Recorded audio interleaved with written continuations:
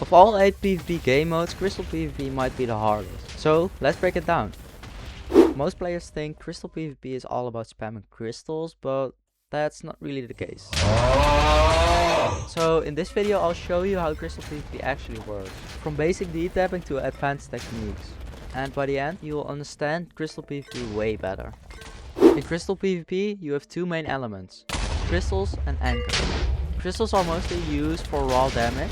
You use them by placing an obsidian and the crystal itself on top. Crystals work in a really weird way, because they deal most of the damage to your leggings. Stand directly under a crystal and it barely hurts. Stand next to it or above it and the same crystal can one-shot you. That's why people invented hit crystalling. Just hit your opponent in the air and then crystal.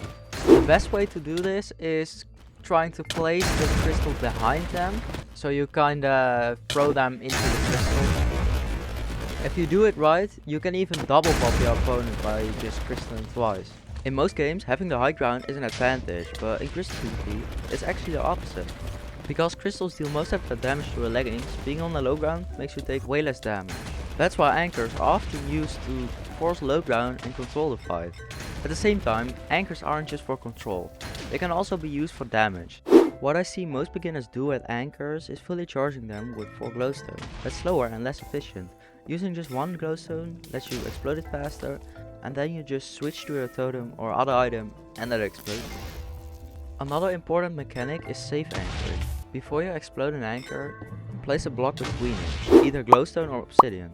I recommend glowstone because it explodes together with the anchor, while obsidian stays behind. That makes the glowstone much clearer to use and reduces your damage to almost nothing.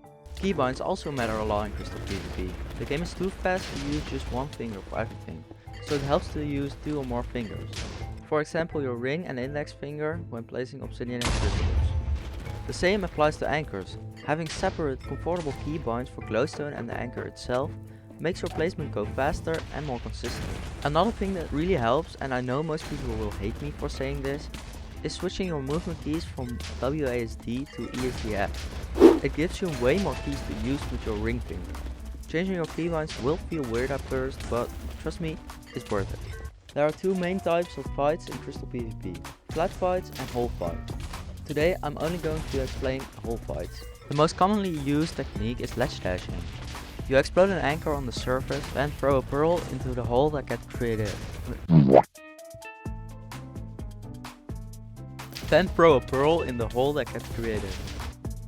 While your opponent is still falling, you try to crystal them before they touch the ground. You need to be fast for this, but I'm sure with some training you can master it. If you combine all of these techniques, crystal, hit crystalling, anchoring, safe anchoring and ledge dash, you can chain them together to combo your opponents. Using them in a sequence allows you to control the fight completely and deal maximum damage before they can even think. And that's all for my Crystal PvP guide. If you practice these techniques, you'll start comboing people like a pro. Keep training, experiment with your keybinds, and soon you'll control every fight. Don't forget to like and subscribe for more PvP tips. Bye!